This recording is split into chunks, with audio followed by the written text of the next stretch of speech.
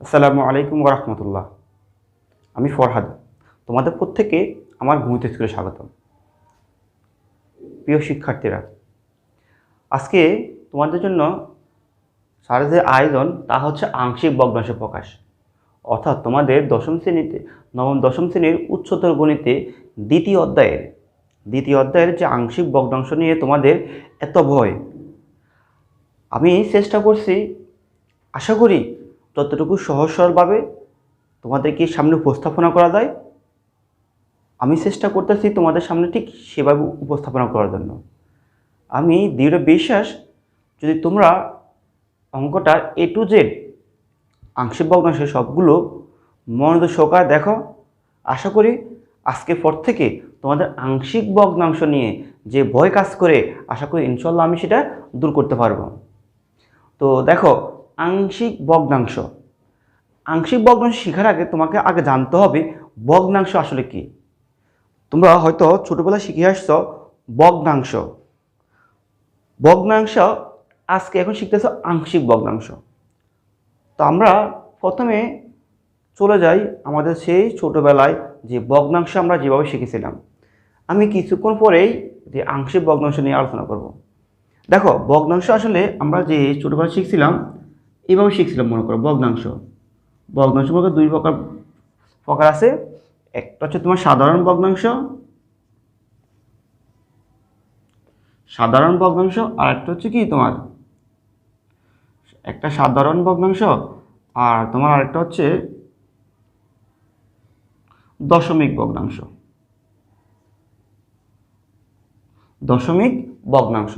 তাহলে সাধারণ ভগ্নাংশ কি? সাধারণ ভগ্নাংশ হচ্ছে তোমার লব থাকবে আর হর থাকবে। তো উপরে একটা সংখ্যা থাকবে, নিচে একটা সংখ্যা থাকবে, তাকে আমরা বলতে পারি সাধারণ ভগ্নাংশ। আর দশমিক ভগ্নাংশ কি? দশমিক ভগ্নাংশ মনে করো যে 92.53। আমরা সবাই জানি যে 92.53কে ভগ্নাংশ আকারে প্রকাশ করা যায়। আর তোমাদের জন্য ছোট্ট একটা কথা, ভগ্নাংশ বলতে কি বোঝায়? ভগ্নাংশ বলতে বোঝায় যার লব থাকবে এবং যার হর থাকবে। দেখো, এখানে উপরটাকে আমরা বলি লব, নিচেরটাকে বলি আমরা হর। কিন্তু এখানে যদি লেখা আছে দশমিক ভগ্নাংশ, তাহলে তো এখানে তো লব নাই আর হর নাই। তাহলে আমরা কি করতে পারি এদেরকে, যে প্রথমে উপরে যেভাবে আছে ঠিক সেভাবে বসে ফেলতে পারি 92.35। আর তোমরা হয়তো জানো এই দশমিকের জন্য নিচে 80 এক দিয়ে এক একটা, আর দুই ঘর আছে, দুই ঘরের জন্য শূন্য শূন্য দুইটা। তাও দেখো, আমার লব চলে আসছে, হর চলে আসছে। তাহলে এটা ছিল আমাদের প্রাথমিক আলোচনা যে ভগ্নাংশ আসলে কি, ভগ্নাংশ কয় ধরনের ভগ্নাংশ হয়ে থাকে। তাহলে আমরা দেখলাম ভগ্নাংশ মানে কি? ভগ্নাংশ হচ্ছে যার লব থাকে এবং যার হর থাকবে, তাদেরকে আমরা ভগ্নাংশ বলতে পারি। আর ভগ্নাংশ কয় ধরনের ভগ্নাংশ শিখেছি আমরা এখন মাত্র দুই ধরনের ভগ্নাংশ শিখেছি। একটা হচ্ছে তোমার সাধারণ ভগ্নাংশ, আর একটা হচ্ছে তোমার দশমিক ভগ্নাংশ। আবার এই সাধারণ ভগ্নাংশকে তোমাদের আবার কয়েক ভাগে ভাগ করা যায়। দেখো, আমরা আসি সাধারণ ভগ্নাংশ নিয়ে। এই সাধারণ ভগ্নাংশকে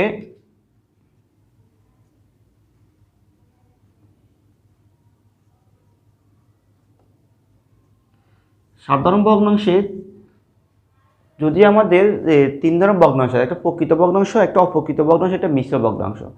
আমাদের আজকে মিশ্র ভগ্নাংশ আমি আলোচনা করবো না, শুধু সাধারণ ভগ্নাংশের ভাগের মধ্যে দুইটা ভাগ আছে। একটা হচ্ছে তোমার প্রকৃত ভগ্নাংশ,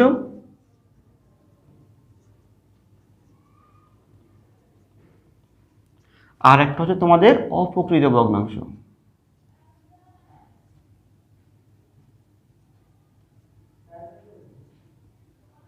তাহলে সাধারণ ভগ্নাংশ কয় প্রকার? সাধারণ ভগ্নাংশ হচ্ছে দুই প্রকার। একটা তোমার প্রকৃত ভগ্নাংশ, আর একটা হচ্ছে অপ্রকৃত ভগ্নাংশ। আশা করি তোমরা সবাই জানো প্রকৃত ভগ্নাংশ কাকে বলা হয়। প্রকৃত ভগ্নাংশ বলা হয় যে ভগ্নাংশের হর বড়। অর্থাৎ মতো আমি একটা ভগ্নাংশ লিখলাম এরকম 5/7। অর্থাৎ দেখো, এই ভগ্নাংশের হর 7 আর লব হচ্ছে 5। অর্থাৎ যে ভগ্নাংশের লব থেকে হর বড় তাকে বলা হয় প্রকৃত ভগ্নাংশ। ক্লিয়ার? আর অপ্রকৃত ভগ্নাংশ কাকে বলে? যে ভগ্নাংশের হরের চেয়ে লব বড়। যেমন এই সেম ভগ্নাংশটাকে যদি আমি 7কে উপরে দিই আর 5কে নিচে নিয়ে আসি, তাহলে হচ্ছে এটা কি? এটা অপ্রকৃত ভগ্নাংশ।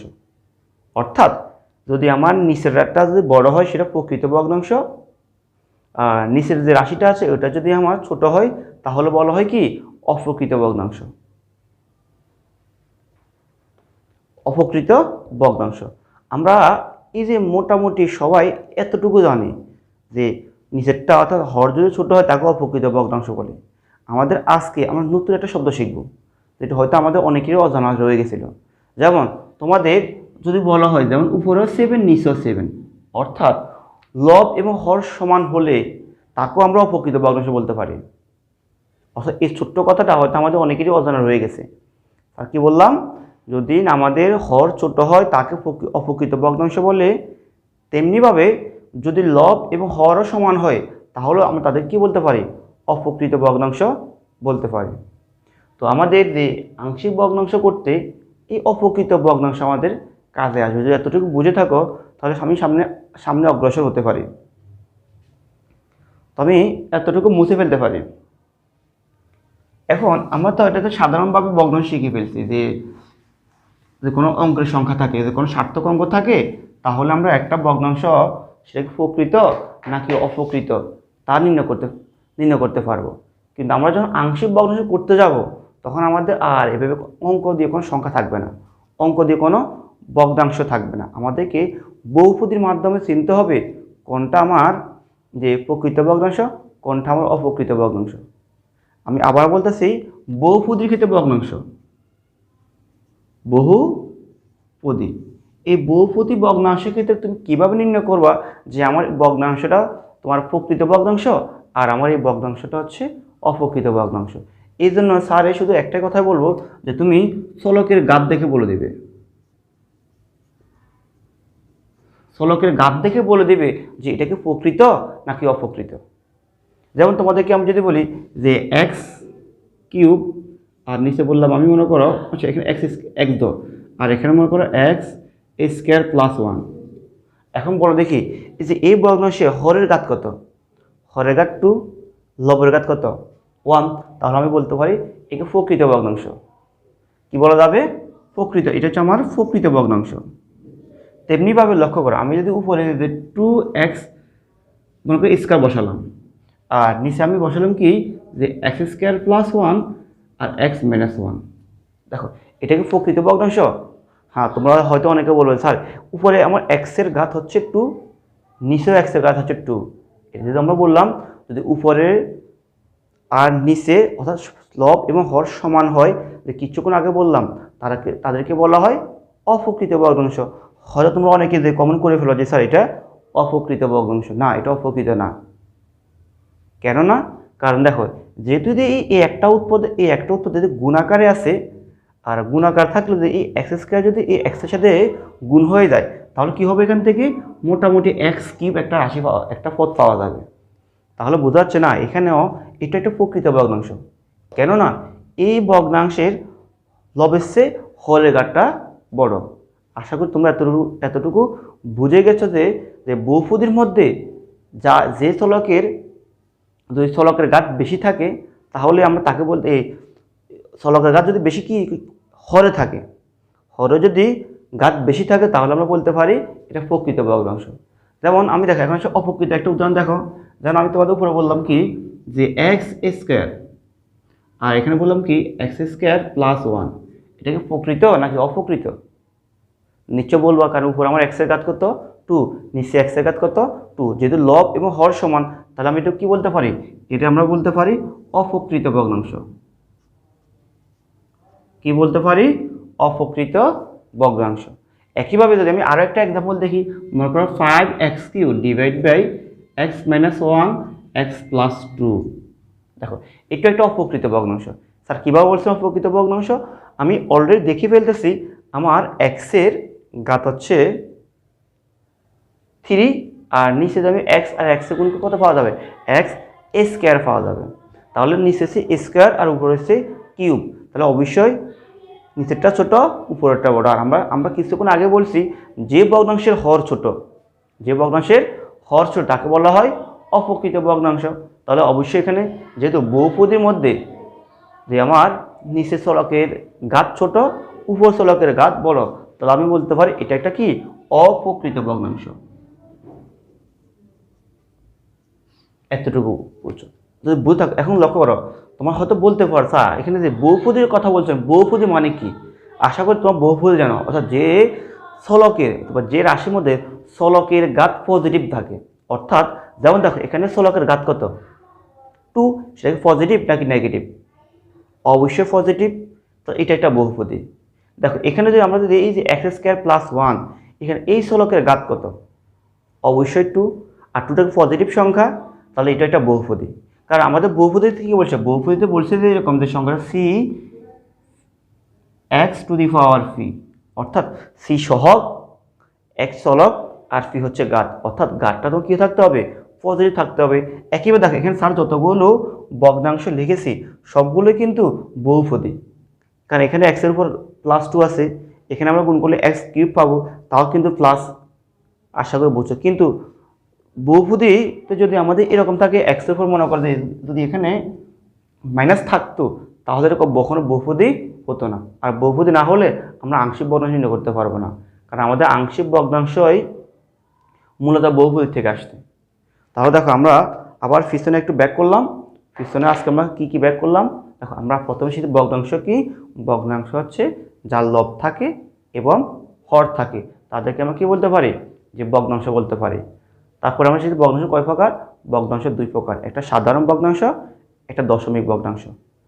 তারপর আমরা শিখি সাধারণ ভগ্নাংশকে আবার 2 ভাগে ভাগ করা যায়, একটা হচ্ছে তোমার প্রকৃত ভগ্নাংশ, একটা হচ্ছে অপ্রকৃত ভগ্নাংশ। প্রকৃত ভগ্নাংশ কাকে বলে?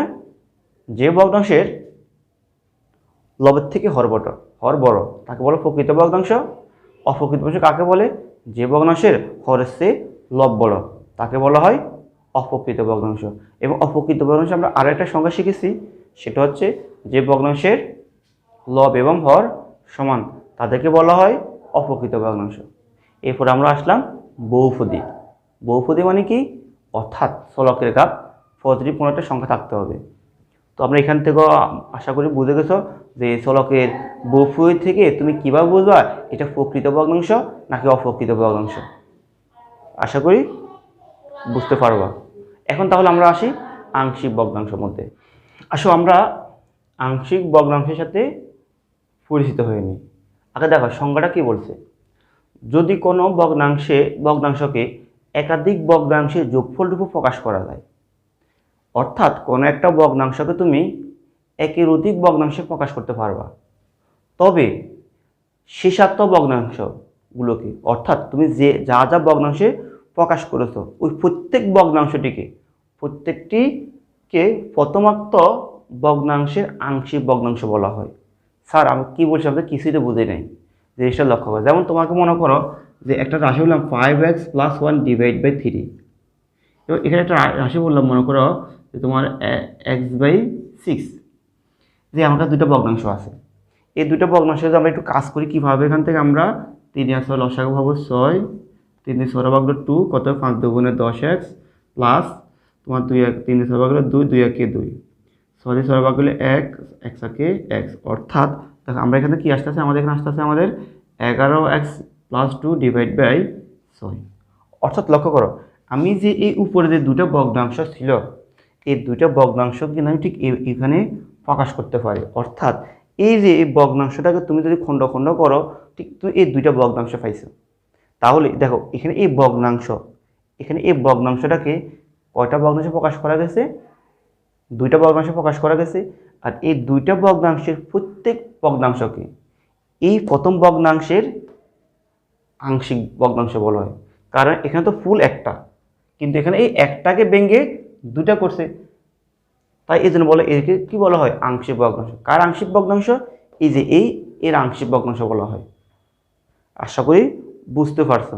অর্থাৎ কোনো একটা সাপোজ তুমি মনে করো যে একটা ভগ্নাংশ 1/6, 1/6 হয়ে থাকে, যেমন তুমি এটা কি লিখতে পারো যে 1/3 লিখতে পারো, 1/2 লিখতে পারো, -1/3 লিখতে পারো। দেখো এটা ক্যালকুলেশন কত হবে, লসাগু হবে 6, 3 - 2 কত হবে 1/6। অর্থাৎ এই দেখো তুমি 1/6 যে ভগ্নাংশ তোমার কাছে আছে, তুমি এই ভগ্নাংশটাকে যে 1/3, 1/2 -1/3 আকার লিখতে পারো। তাই আমরা বলতে পারি 1/3 1/6 আংশিক ভগ্নাংশ, 1/3 1/6 আংশিক ভগ্নাংশ। তেমনিভাবে 5x + 1/3 এই ভগ্নাংশের আংশিক ভগ্নাংশ, x/6 এই ভগ্নাংশের আংশিক ভগ্নাংশ। ক্লিয়ার? তাহলে আমরা যদি এই যে এতটুকু বুঝে থাকি আংশিক ভগ্নাংশ কাকে বলে। এখন আমরা আসি আংশিক ভগ্নাংশ শর্ত। তুমি আংশিক ভগ্নাংশ করতে হলে তোমাকে কি নির্ণয় করতে হবে? আংশিক ভগ্নাংশ নির্ণয় করার শর্ত আমি আমার মতো করে বললে আমি বলবো আংশিক ভগ্নাংশ শর্ত দুইটা। একটা হচ্ছে তোমাকে ভগ্নাংশটি অবশ্যই প্রকৃত হতে হবে। ভগ্নাংশটি অবশ্যই কী হতে হবে? প্রকৃত হতে হবে। তাহলে বলতে পারি শর্ত। শর্ত কয়টা? দুটো। ভগ্নাংশ কি হতে হবে? প্রকৃত হতে হবে। একটা শর্ত কি বললাম? ভগ্নাংশকে অবশ্যই প্রকৃত ভগ্নাংশ হতে হবে।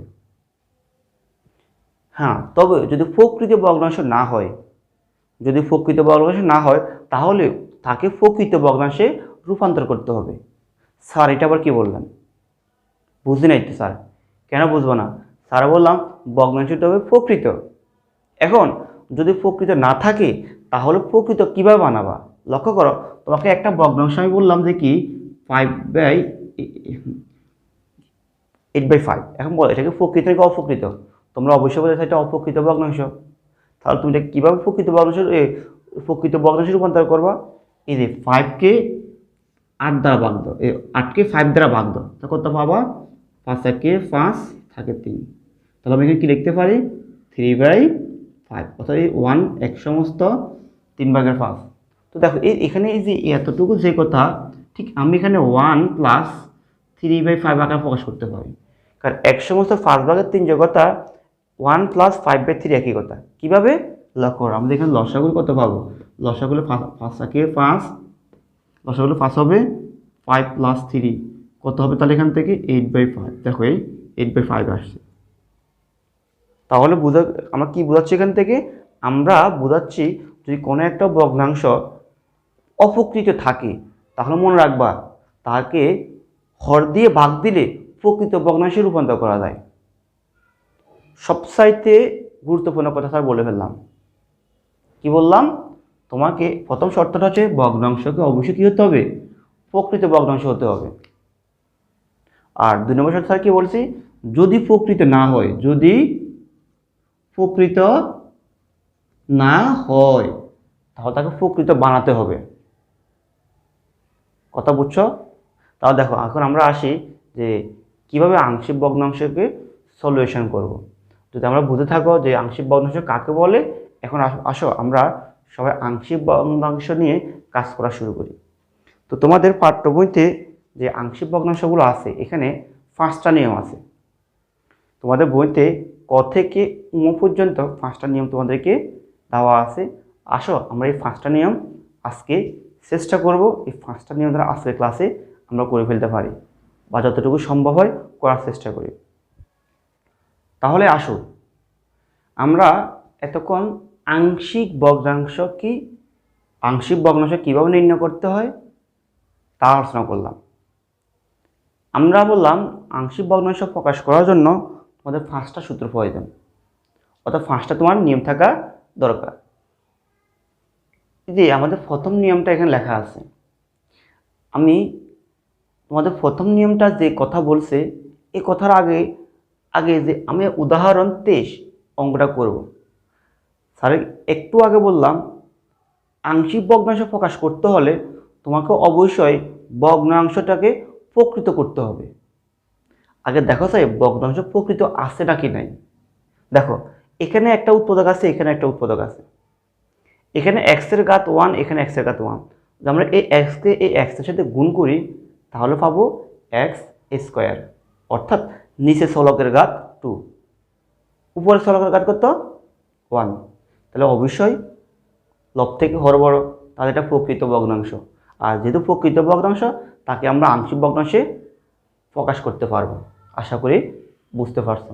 এখন দেখো আমাদের কয়ের নিয়ম কি বলছে, পাঁচটা নিয়মের প্রথম নিয়ম, যখন হলে বাস্তব ও একঘাত বিশিষ্ট উৎপাদক থাকবে।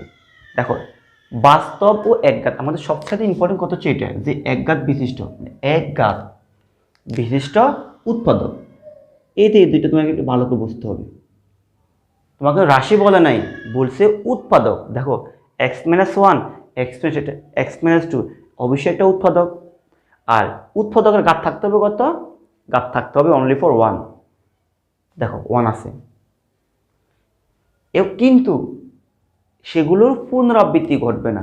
আচ্ছা পুনরাবৃত্তি বলতে কি বোঝো তোমরা? পুনরাবৃত্তি আমরা বলতে বুঝি বারবার আসা, অর্থাৎ একই জিনিস আরেকবার আসা, আরেকবার আসা, আরেকবার আসা, তাদেরকে আমরা কি বলি? পুনরাবৃত্তি। স্যার বুঝি নাই তো। যেমন লক্ষ্য করো, আমি যদি এখানে x-1 হোল স্কয়ার বসাইতাম, এর অর্থটা মানে কি, x-1 এই যে x-1 একবার, x-1 আরও একবার, কবার আছে? দুইবার আছে। আর যেহেতু 1 2 পুনরাবৃত্তি করছে, কথা বুঝছো? যেমন আমি যদি বলি যেমন x কিউব, তাহলে তোমরা বলতে পারো স্যার এখানে x কয়টা আছে? x 3টা আছে। তা দেখো কীভাবে x x x, তাহলে কবার আসছে? এখানে 3বার আসছে, তার মানে এখানে পুনরাবৃত্তি করছে। তো তোমারা বলছে কিন্তু সেগুলোর পুনরাবৃত্তি হয় না, অর্থাৎ পুনরাবৃত্তি করা যাবে না।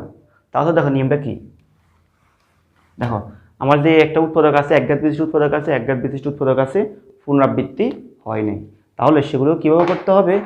সেগুলোকে করতে হবে যেমন আমি বলো একে আংশিক ভগ্নাংশে প্রকাশ করে পাই, তোমার লিখে নিবে যে আমি লিখে দিলাম 5x-7 ডিভাইড বাই x-1 x-2কে আংশিক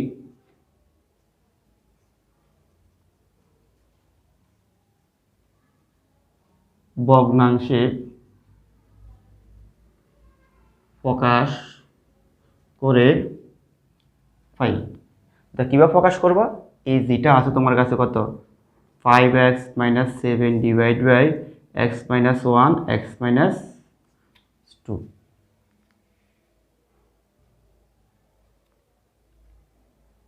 এখন এই তোমরা এখানে একটা অবেদ দিবে, এই অবেদ অর্থাৎ 3টা আঁক দিলে একে বলা হয় অবেদ। অবেদ বলতে কি বুঝো?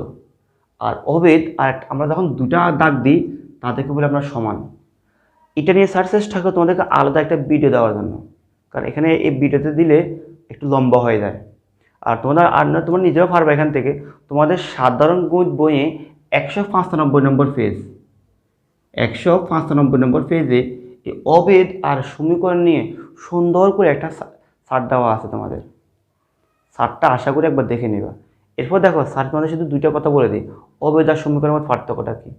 অবেদ হচ্ছে মনে করো দেখো যে a plus B whole square, আমি যদি কি লিখতে পারি a square plus 2ab plus B square.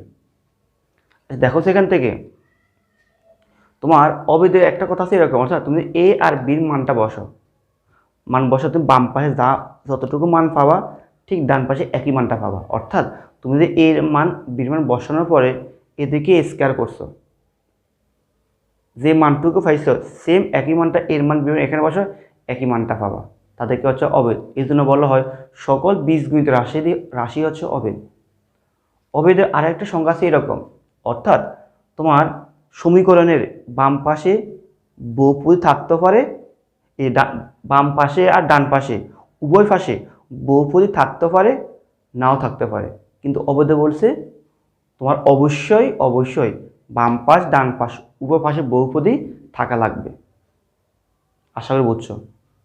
আমি আরেকটা যদি এক্সাম্পল কথা বলি, তোমার অবেদে সমান চিহ্নে বাম পাশ এবং ডান পাশ উভয় পাশে চলকের ঘাত সমান থাকতে পারে, নাও থাকতে পারে।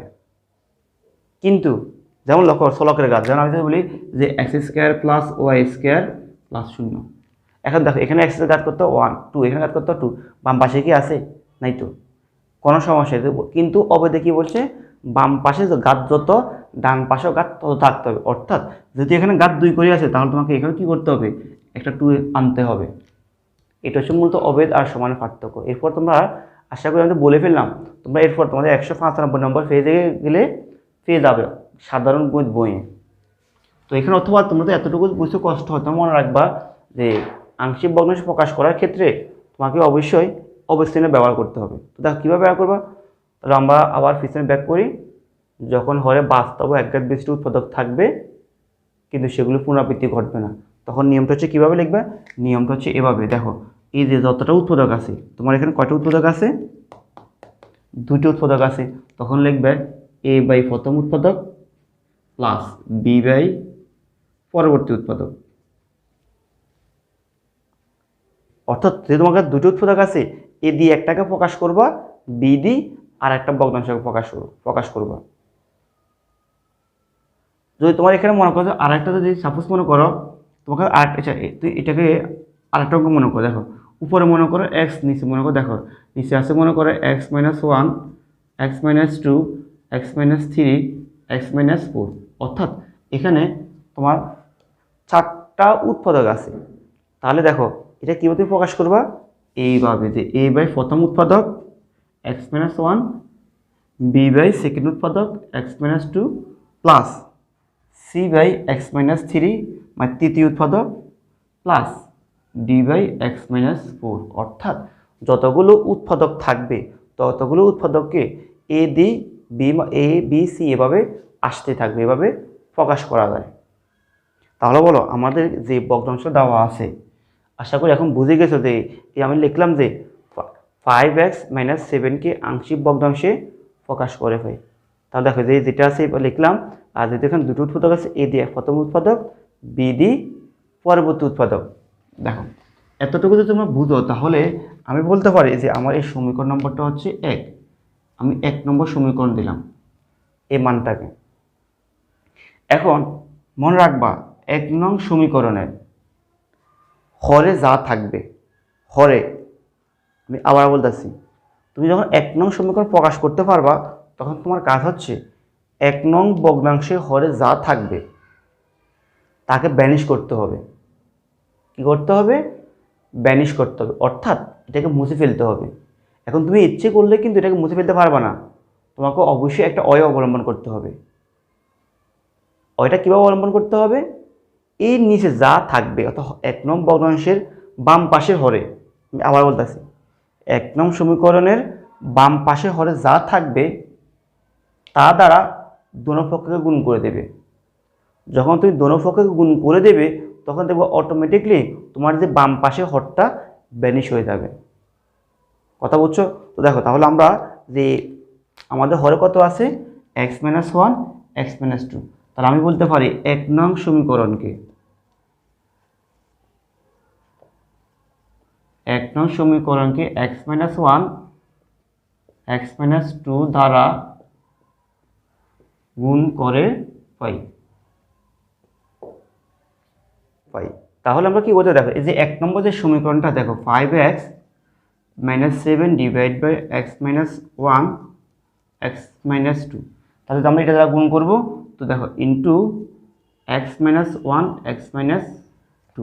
একইভাবে অবেদ দিয়ে আমরা যে এখানেও গুণ করতে হবে, যে x minus one, x minus two.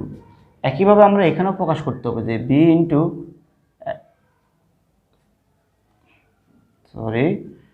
X minus two. তা কত হবে, x minus one, x minus two. দেখো আমরা তাহলে আবার আসো, স্যার কি বললাম, যে বাম পাশে যা থাকবে তার দিয়ে উভয় পক্ষকে গুণ করলাম। দেখো উভয় পক্ষকে গুণ করা হয়ে গেছে আমাদের। যদি গুণ করা হয়ে যায়, দেখো যে আমাদের এখান থেকে এই ব্যানিশ কীভাবে গেছে লক্ষ্য করো। এখানে আমরা যে x minus one, x minus one কেটে দিতে পারি, x minus two, x minus two কেটে দিতে পারি। তাহলে আমার এখানে কে থাকতেছে, এখানে থাকতেছে যে 5x মাইনাস 7, আর এখানে থাকতেছে অবেদ। দেখো এখানে এ এটা কাটাকাটি যায়, তাহলে কে থাকে A into x minus two, আর এখানে এক্স মাইনাস টু কাটাকাটি যায়, কে থাকে B into x minus one. আবার দেখো যে আমাদের সবগুলো কাটাকে, দেখো বাম পাশের হরটাকে ব্যানিশ হয়েছে কিনা, আশা করি ব্যানিশ হয়ে গেছে, আশা করি বুঝতে পারছো। তাহলে আমাদের মোটামুটি এতটুকু বুঝে তোমরা অঙ্ক প্রায় 70% শেষ, যদি বুঝে থাকো। এখন আমরা এই যে সমীকরণ নাম্বার দিতে পারি 2 নং সমীকরণ দিতে পারি।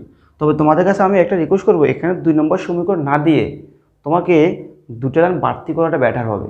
কারণ আমাদের যেমন এখানে যদিও 5টা সূত্র আছে এখান থেকে, তো 5টা সূত্রে তোমাকে কয়েক রকম ক্যালকুলেশন করতে হবে।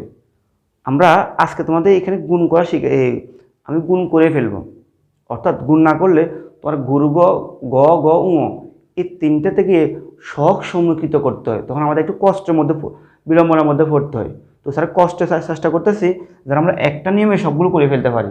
তো এই জন্য স্যার এখানে গুণ করে ফেললাম। হয়তো অনেকে গুণ করবে না, গুণ করলে কত হবে ax - 2a, আর এখানে কত হবে bx - b কে b। এর প্রতি নাম দাও, এটা হচ্ছে আমার 2 নম্বর সমীকরণ। এতটুকু যদি তোমরা বুঝে থাকো, লক্ষ্য করো। আর বাম পাশে আমার এখানে কি আছে, বাম পাশে আছে আমার 5x - 7।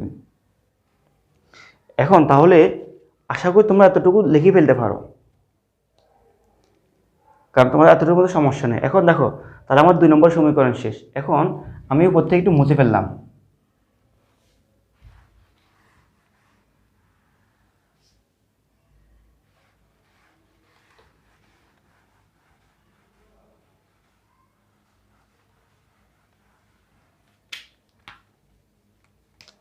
এটি নাম মুছতে হইতো। আচ্ছা দেখো, এই যে 2 নম্বর সমীকরণ যেটা আছে আমাদের কাছে যে 2 নম্বর সমীকরণটা আছে, দেখো 5x - 7 আর এখানে একটা রাশি আছে এখান থেকে। এখন তোমার কাজটা হচ্ছে, তোমার কাছে যে প্রথম যে আংশিক ভগ্নাংশ যাকে প্রকাশ করতে বলছে, দেখো এই ভগ্নাংশের হরে দুটো উৎপাদক আছে কিনা, দুটো উৎপাদক আছে। এখন এই প্রত্যেকটা উৎপাদক সমান সমান তুমি 0 ধরো। যেমন কীভাবে ধরবা, এই যেমন তুমি x - 1 কে 0 ধরো, মানে x - 1 সমান উৎপাদক যা থাকবে প্রথম উৎপাদক সমান 0 ধরো, তো আমরা এখান থেকে একটা x এর একটা মান পাবো, কত পাবো 1। একইভাবে আমরা x - 2 সমান 0 ধরতে পারি, যে কত x - 2 সমান 2, তাহলে আমরা এখান থেকে x সমান কত আসবে 2 আসবে। আমি আবার বলতেছি, অর্থাৎ তোমার কাছে যে দুইটা মান দাও, এই দুটো উৎপাদক দেওয়া থাকবে, এই উৎপাদক দুটাকে প্রথমটা সমান 0 ধরবা, দ্বিতীয়টা সমান 0 ধরবে, অর্থাৎ যতটা থাকবে প্রত্যেকটাকে 0 ধরে এখান থেকে x এর মানগুলো বের করে নেবে। x এর তুমি কী মান পাও, তো আমরা এখানে দুটো উৎপাদক আছে, দুটো উৎপাদক থেকে আমরা x এর মান 1 পাই আর x এর মান 2 পাই। আমরা এই x এর মান 1 একবার বসাবো, আবার x এর মান 2 একবার বসালে আমাদের এখানে a আর b এর মানটা আমাদের বের হয়ে যাবে। তো দেখো তাহলে আমরা এখানে কী লিখতে পারি, দেখি x সমান 1 হলে 2 নং সমীকরণ হতে পাই।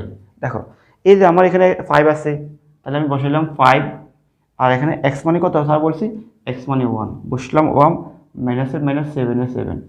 একইভাবে দেখো এখানে কিন্তু আর তুমি অবেদ বসাবা না, অর্থাৎ যখন তুমি মান বসাবা তখন তুমি এই অবেদ চিহ্নটা ইউজ না করে সমান চিহ্নটা ইউজ করবা। দেখো তাহলে আমার a আর x হচ্ছে কত, যেখানে x এর বসবে কত 1, মাইনাসের -2a, এখানে x নাই তার 2a বসাই ফেললাম, এখানে আমার প্লাস বসালাম প্লাস, এখানে হচ্ছে bx, তো b আর x মানে হচ্ছে 1 মাইনাস b -b। তো আমরা এখানে ক্যালকুলেশন কত পাবো, এখানে 5 একে 5 -7, এখানে কত হবে a -2a plus b -b। এখন আমরা এতটুকু করতে পারলে এরপর আমরা কি লিখতে পারি, দেখো আমার এই b কাটাকাটি চলে যায়, আর এখানে হচ্ছে যে কি, দেখো আমার 5 টাকা প্লাসও করে আর 60 টাকা মাইনাসও করে, অর্থাৎ 5 টাকা আছে 60 টাকা দেনা আছে, আর কত দেনা থাকবো -2 টাকা দেনা থাকবো।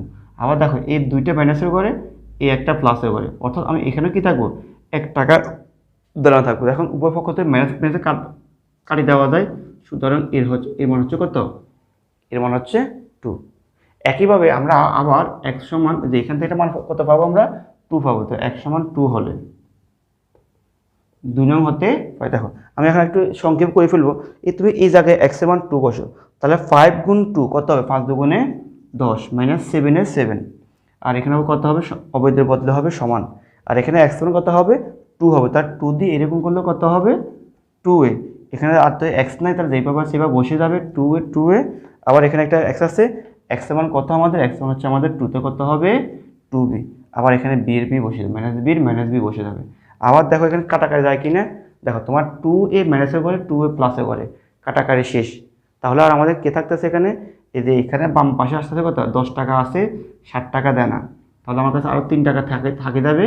আর সমান সমান সমান এখানে বি একটা মাইনাসের ঘরে আর দুইটা প্লাসের ঘরে, তাহলে একটা কত থাকে বি থাকে। তাহলে আমরা বলতে পারি সুতরাং বি সমান সমান 3।